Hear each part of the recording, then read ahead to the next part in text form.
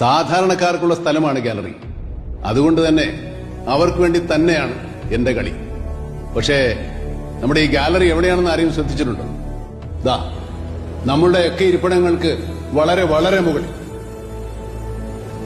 അതിനുള്ളിലിരിക്കുന്ന ആൾക്ക് ഒരു വാക്ക് സംസാരിക്കാൻ അനുവാദമുണ്ട്.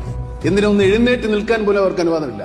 അവരൊക്കെ വോട്ട് ചെയ്ത് ഇങ്ങോട്ട് പറഞ്ഞുവിട്ട ആളുകൾ എന്തു ചെയ്താലും എന്തു പറഞ്ഞാലും അതെല്ലാം കണ്ടും കേട്ട് നിശബ്ദരായി കൈയും കെട്ടി നിൽക്കാനല്ലേ അവർക്ക് സാധിക്കൂ.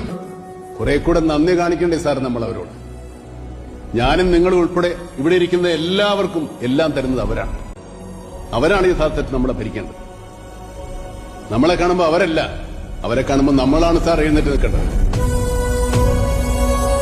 ജനങ്ങളെ ഭരിക്കാനല്ല സാർ ജനാധിപത്യ സർക്കാർ, ജനങ്ങൾക്ക് വേണ്ടി ഭരിക്കാൻ.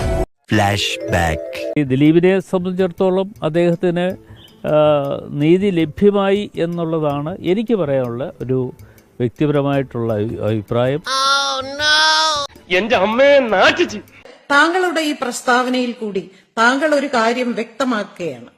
അതായത് ഞങ്ങളുടെ പാർട്ടി ഭരണത്തിൽ വന്നാൽ ഞങ്ങൾ ഒരിക്കലും അതിജീവിതമാരോടൊപ്പം നിൽക്കില്ല, ഞങ്ങൾ വേട്ടക്കാരോടൊപ്പം മാത്രമേ നിൽക്കുള്ളൂ എന്ന് താങ്കൾ ഉറപ്പിച്ചു പറയുകയാണ്. സർക്കാർ അല്ലെങ്കിലും അപ്പീൽ പോവുമല്ലോ, സർക്കാരിന് വേറെ ഒരു ജോലിയില്ല. സാറേ, ഇത് തന്നെയാണ് സാറേ സർക്കാർ ചെയ്യേണ്ടത്. ഒരു അതിജീവിതയ്ക്കൊപ്പം പോവുക എന്നുള്ളത് ഒരു സർക്കാരിന്റെ കടമയാണ്. സർക്കാർ അങ്ങനെ തന്നെയാണ് പ്രവർത്തിക്കേണ്ടത്. അതുകൊണ്ട് താങ്കളുടെ ഈ പ്രസ്താവനയിൽ കൂടി താങ്കൾ ഒരു കാര്യം വ്യക്തമാക്കുകയാണ്.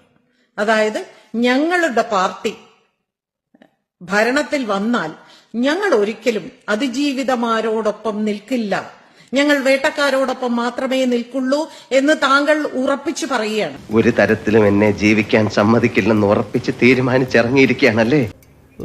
ഏതൊക്കെ തരത്തിലും ആരെ ഉപദ്രവിക്കാൻ കഴിയും എന്ന് നോക്കിക്കാണുന്ന ഒരു സർക്കാരാണ് ഇവിടെ ഉള്ളത്.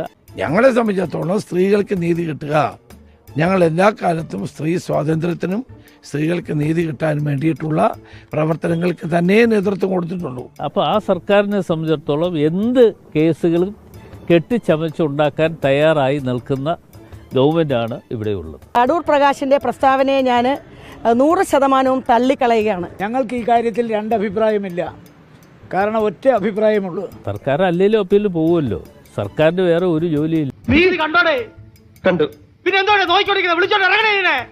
വ്യക്തിപരമായ അഭിപ്രായം രേഖപ്പെടുത്തുമ്പോൾ അവരിരിക്കുന്ന ആ പദവിക്ക് പോലും ക്ഷീണമാണ് എന്നവർ ഇനിയെങ്കിലും മനസ്സിലാക്കുന്നത് നന്നായിരിക്കും. അതല്ലാണ്ട് മൂപ്പർക്കുള്ളത് നേതാക്കളെ വയറ് നിറച്ചു കൊടുത്തു, അതോടെ നേരെ യൂട്ട്. അതിജീവിതയ്ക്ക് നീതി കിട്ടിയില്ല എന്ന് തന്നെയാണ് ഞാൻ ഇവിടെ പറഞ്ഞത്. Flash back.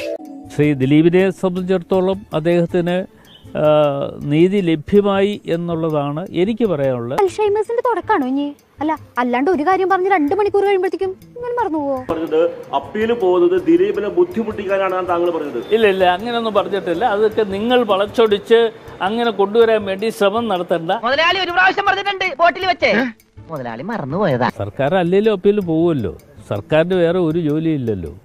ഏത് കിട്ടിയാലും ഏതൊക്കെ തരത്തിലും ആരെ ഉപദ്രവിക്കാൻ കഴിയും എന്ന് നോക്കിക്കാണുന്ന ഒരു സർക്കാരാണ് ഇവിടെ ഉള്ളത്.